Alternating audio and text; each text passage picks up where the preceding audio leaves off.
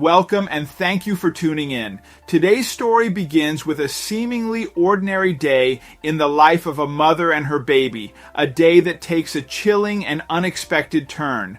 What started as a small, peculiar observation quickly spiraled into a desperate search for answers involving doctors, police, and a mystery that left everyone stunned. Stay with us as we unravel this gripping tale of fear, resilience, and the extraordinary lengths a mother will go to protect her child.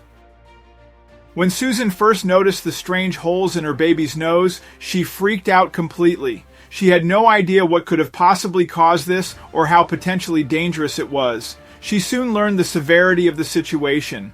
Susan went to the doctor that very afternoon, but when the doctor took a look at it, his message for Susan was not good. The doctor called the police immediately after determining what was going on.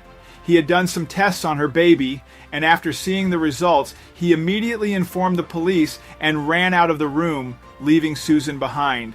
Susan started to panic, sensing the seriousness of the situation. When she realized the doctor had locked the door on her, Susan saw red. She began banging against the door with her full weight, trying to break it open. With a couple of hits, the door gave way. Now facing the doctor who had locked her in, she demanded an explanation. Forced to explain, the doctor revealed his findings.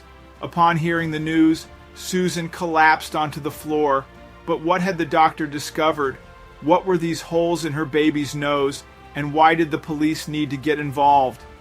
Before we dive into the story, don't forget to smash the like button, subscribe, and ring the notification bell so you never miss any of our upcoming stories. 40-year-old Susan is a single mother. She had dated in the past, but it had never gone well. This time, she hoped it would be different. She had spent a lot of time preparing for the date and really wanted it to go well. It would be the first time they met in person. However, not everything went according to plan. She had met the man online and knew it was a long shot. When they finally met, the date was nothing extraordinary. He didn't seem very interested in her baby, whom Susan had from a past relationship. After the date, she wasn't sure if she wanted to see him again. The morning after her date, Susan discovered something strange about baby Roy.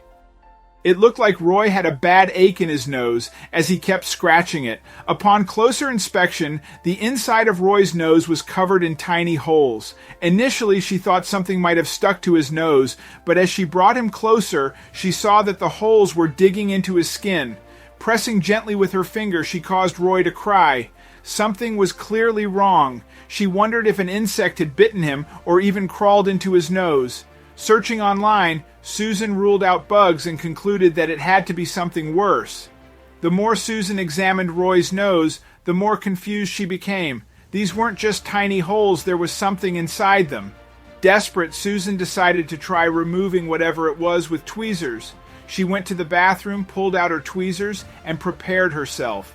Despite her dislike for doctors and preference for handling things herself, she realized this situation was beyond her ability. Concerned for her baby's health, she made the difficult decision to call the doctor. The doctor's office arranged a semi-emergency appointment for baby Roy and advised Susan to think about any recent unusual events that might explain his condition. Reflecting on her week, Susan considered their hike through the forest, where Roy could have touched something contaminated like a mushroom or moss. However, she ruled it out, reasoning that others used the trail without issues. As she struggled to pinpoint anything unusual, Susan suddenly recalled another event. The night before, she had gone on a date with a man she'd been talking to online. Hoping to find her soulmate, she had been disappointed when the date felt off. The man seemed uninterested in her and her baby, yet occasionally acted invested, leaving her confused. Later reflection made Susan realize his messages showed little genuine interest, and she questioned why she had even agreed to meet him. Despite her doubts, she couldn't see how he could be connected to Roy's condition, as there had been no physical contact or follow-up. With no clues about what was going on, Susan drove to the doctor's office deep in thought.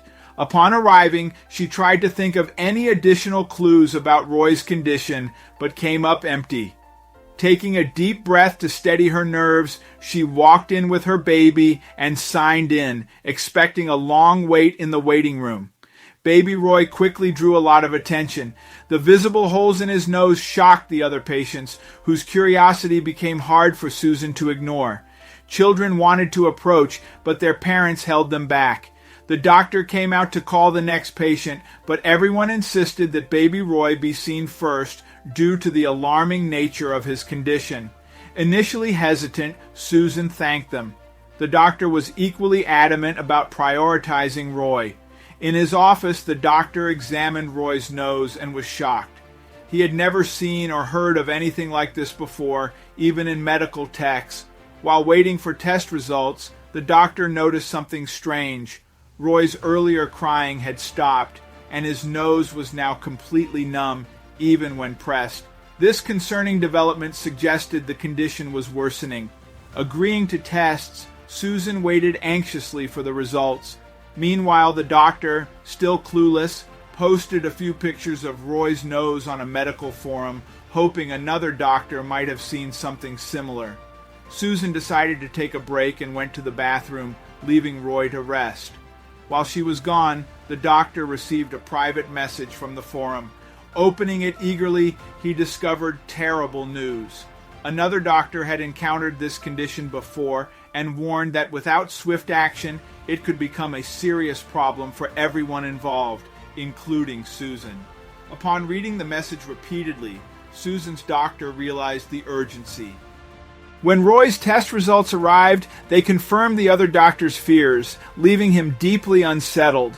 The clinic quickly became chaotic as the doctor mobilized resources. Meanwhile, Susan returned from the bathroom to find Roy's condition worsening. The holes in his nose were spreading. Frightened, she sought the doctor, only to discover he was no longer in his office.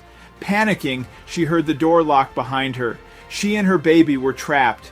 Overhearing the doctor telling staff that the police had been called, Susan begged for answers. The frantic staff told her to stay calm until the police arrived. Fear for her baby's worsening condition and her own safety overwhelmed Susan. Anger soon replaced fear. Why was no one explaining anything?